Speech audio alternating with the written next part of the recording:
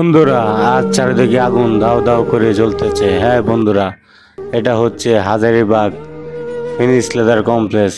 এটা উপরে গোডাউনে আগুন লাগছে।